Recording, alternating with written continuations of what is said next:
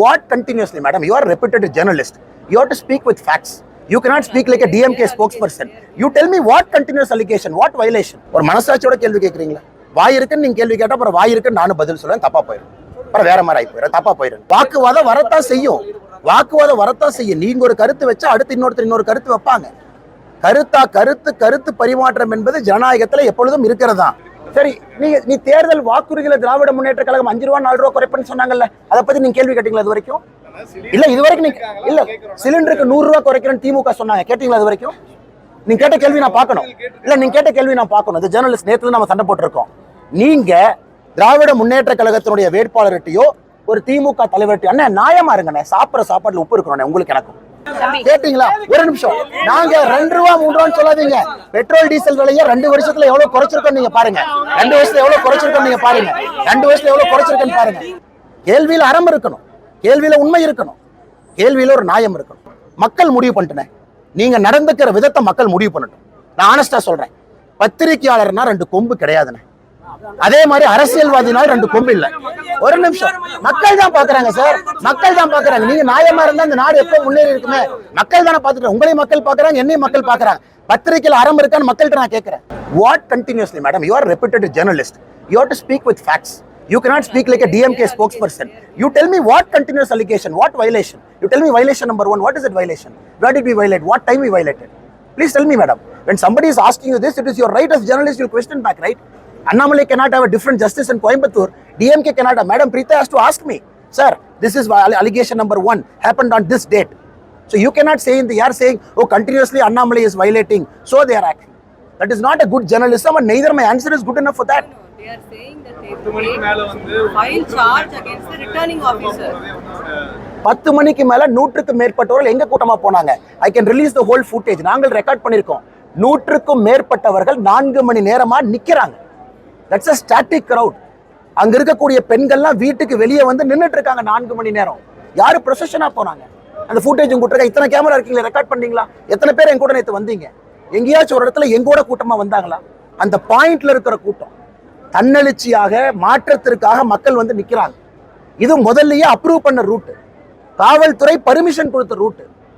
சில பல காரணங்களுக்காக நாங்கள் லேட்டா அங்க போயிருக்கிறோம். டிராபிக் ஜாமு, ஒரு இடத்துலயும் 10 நிமிஷம் எக்ஸ்ட்ரா ஆகுது, 5 நிமிஷம் ஆகுது, மக்களை சந்திக்கிறோம். கொடுக்கப்பட்ட ரூட்டுக்கு 10 மணிக்கு போனோடனே மைக் ஆஃப் பண்ணிடுறோம். ஏற்கனவே இருக்கிற மக்கள்கிட்ட மன்னிப்பு கேட்கிறோம், சாரிங்க 10 மணிக்கு வர முடியல, பகல்ல வந்து நான் பேசுறேன், தப்பா நினைச்சுக்காதீங்க. இது எந்த வயலேஷன் நீங்க சொல்லுங்க சார்? இது எந்த violation? Sir, meeting the people is okay. That doing campaigning after 10 o'clock. Sir, I'm talking in Tamil and English to you. I hope you understand Tamil and English. Am I talking in French and Latin to you? Am I talking in German to you? I've given you the Election Commission guidelines. Election Commission, anywhere it says after 10 o'clock the candidate has to keep his mouth shut. It only talks about loudspeaker from 10 o'clock to 6 p.m. 10 a.m. to 6 a.m. is only what it talks. I am telling you in beautiful Tamil and English. I am well within my right to switch off my microphone at 10. Well within my right to complete the yatra route for the day, which is pre-approved by the police, and meet the public who has already gathered there waiting for me. Okay, I'll go for the second thing now. Let us imagine I'm not going there. At 10 o'clock I say bye-bye, time is up, I'm going back home. What is the guarantee people will not create a law and order there? Of course they'll create. They're waiting for 4 hours. They will say the candidate doesn't even have the basic decency to come and meet me. In a democracy, this has to happen. For example, DMK, nobody comes to their pracharam. Am I responsible for it? If nobody comes, they take 10 pride crowd, they make 10 pride crowd to stay there. The candidate gives one speech, he moves to the next point. If that is their political model, how am I responsible for their model? I am responsible for our model only.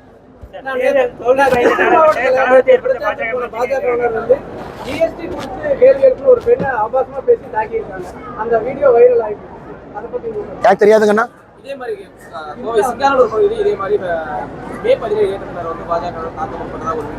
அண்ணா உங்களுக்கு இதே வேலைண்ணே, நீங்க அப்படியே மே 17 கிளம்பி வருவீங்க, DMK பணம் கொடுத்து ஒருத்தனா கூட்டிட்டு வருவான், நீங்க அப்படியே வந்து ஆபாசமா பேசிட்டு இருப்பீங்க, எங்கால கை கட்டி அவங்க வந்து பார்த்துட்டு இருக்கணும். அதான் ஆசை உங்களுக்கு.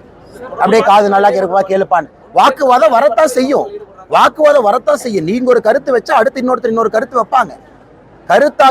கருத்து பரிமாற்றம் என்பது ஜனநாயகத்துல எப்பொழுதும் இருக்கிறதா. நீங்க என்ன வேணாலும் பேசுவீங்க, கேட்டுட்டு போகணுமா? இன்னைக்கு தோல்வி பயத்துல திராவிட முன்னேற்ற கழகம் முதலா தமிழ்நாட்டில் அவர்கள் டெபாசிட் இழக்கக்கூடிய முதல் தொகுதி கோயம்புத்தூர். நீங்க கவுண்டிங் ஆரம்பிச்சு 3-4 ரவுண்ட்லேயே தெரிஞ்சிடும், அவங்க டெபாசிட் வாங்க மாட்டாங்க. அந்த அளவுக்கு மக்களுடைய கோபத்துல ஆளாயிருக்காங்க. இன்னைக்கு வந்து என்ன சொல்றாங்க, இது குத்துறான், இவன் கொடைறான், எங்களுக்கு கூட்ட வரல, அவங்களுக்கு கூட்ட வருது, இதுக்கெல்லாம் எப்படி பதில் சொல்ல முடியல? டெக்னிக்கல் கேள்வி கேட்டீங்க, நான் எலெக்ஷன் கமிஷன் ஹேண்ட்புக்கோட பதில் சொல்றேன். 10 மணிக்கு மேல வேட்பாளர் வீதியில் இருக்கக்கூடாதுன்னு எந்த எலெக்ஷன் கமிஷன் கைட்லைன் சொல்லியிருக்கு? என்னன்னா 10 மணிக்கு மேல ஒளிபரப்பு இல்லாம ஏற்கனவே போட்டிருக்கக்கூடிய ரூட்ல எல்லாருக்கும் வணக்கம் சொல்லிட்டு போலாம். இது நான் மட்டும் இல்ல, தமிழ்நாடு முழுவதும் எந்த கேண்டிடேட்டும் 10 மணிக்கு பிரச்சாரத்தை முடிக்க முடியாது. எல்லா கேண்டிடேட் போய் ஃபாலோ பண்ணுங்க. 2 பாயிண்ட் 3 பாயிண்ட் 10 மணிக்கு அப்புறம் இருக்கும், அங்க போய் பார்ப்போம். எல்லாருக்கும் ஒரு வணக்கம் சொல்லிட்டு போனோம். ஏன்னா ஏற்கனவே அது ப்ரீ டிட்டர்மைன்ட் அப்ரூவ்ட் ரூட். புதுசா ஒரு இடத்துக்கு போகக்கூடாது, புதுசா நாங்களா வண்டியை திருப்பி ஒரு இடத்துக்கு போகக்கூடாது. காவல்துறை அனுமதி கொடுத்து, சட்டத்தால் அனுமதி கொடுக்கப்பட்டு ரைட்டிங்ல இருக்கக்கூடிய இடத்துக்கு நீங்க மக்களை சந்தித்து விட்டு வருவது எந்த விதத்திலும் தவறு கிடையாது. அங்கேயும் நான் பிரச்சாரம் பண்ணலீங்க. 10 மணிக்கு மேல எங்கேயும் பிரச்சாரம் பண்ணல. மக்கள்கிட்ட மன்னிப்பு கேட்டுட்டு மட்டும்தான் வந்தேன். நான் பிரச்சாரம் பண்ற வீடியோ நீங்க காட்டுங்க.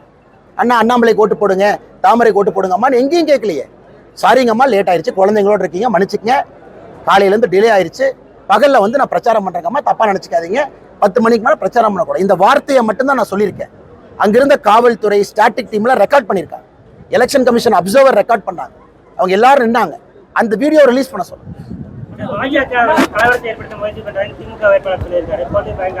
தோல்வி பயத்தை திராவிட முன்னேற்ற கழகம் இன்னைக்கே ஒத்துக்கிட்டாங்க. ஏப்ரல் 19 வரை அவர்கள் காத்திருக்க தயாராக இல்லை. இன்னைக்கே அவங்க விட்டு கொடுத்துட்டு ஊரை விட்டு ஓடுவதற்கு திராவிட முன்னேற்ற கழகம் தயாராக இருந்தால் நாங்கள் என்ன சொல்றது?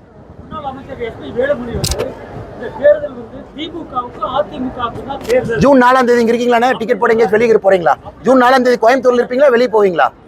குலதெய்வம் கோயிலுக்குலாம் போக மாட்டீங்க, ஊருக்கு தான் இருப்பீங்க. 4ஆம் தேதி ரிசல்ட் பார்த்து பேசுவோம். 15 வாக்குறுதி சொல்லனே 100 வாக்குறுதி சொல்லியிருக்கோம். இன்னைக்கு பொறுப்பெடுத்து நாங்க நிக்கிறோம். என்ன கேள்வி கேட்குறீங்க? ஒரு மனசாட்சியோட கேட்குறீங்களாண்ணே? நீங்க ஒரு மனசாட்சியோட கேள்வி கேட்குறீங்களா? வாய் இருக்குன்னு நீங்க கேள்வி கேட்டா அப்புறம் வாய் இருக்குன்னு நானும் பதில் சொல்லுவேன், தப்பா போயிடும், அப்புறம் வேற மாதிரி ஆகி போயிடும், தப்பா போயிடும். வாய் இருக்குன்னு நீங்க இதே கேள்வி எல்லா வேட்பாளர்ட்டையும் கேட்பீங்களா? புதுசா மேனிஃபெஸ்டோ ரிலீஸ் பண்ணுது இன்னைக்கு பிஜேபி 2024. அப்ப ஏன் 2014 செய்யல? இல்ல புல்லட் ட்ரெயின் விடுவோம் ஏன் 1991 செய்யல? இன்னைக்கு என்ன சிந்தனை இருக்கு, இன்னைக்கு மக்களுக்கு என்ன தேவை, மக்கள் கோரிக்கை என்ன இருக்கு, தீர்க்கப்படாத பிரச்சனை இருக்கு, அதான. அப்ப எல்லா கமிஷன் எல்லா கட்சியும் மேனிஃபெஸ்டோ ரிலீஸ் பண்ணுவாங்க, எல்லாத்தையும் கேட்கலாமே. ஏன் நீங்க 1960 இதை பத்தி யோசிச்சு அப்பயே புல்லட் ட்ரெயின் விடல? கேட்கிற கேள்வி ஒரு நாய் இருக்கணும்.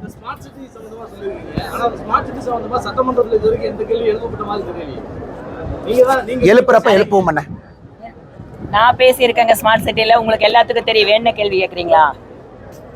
எத்தனை முறை நான் ஸ்மார்ட் சிட்டி பத்தி உங்ககிட்ட 100கணக்கான முறை பேசிட்டு இருக்கேன், சட்டப்பேரவையில பேசியிருக்கேன். அது மாநில தலைவர் சொல்லியிருக்காரு.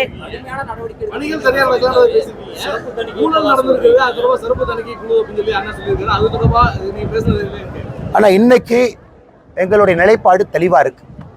பத்திரிகை நண்பர்கள், நீங்க கேட்கிற கேள்வியில கொஞ்சம் அறம் இருக்கான்னு பாத்துக்கணும்.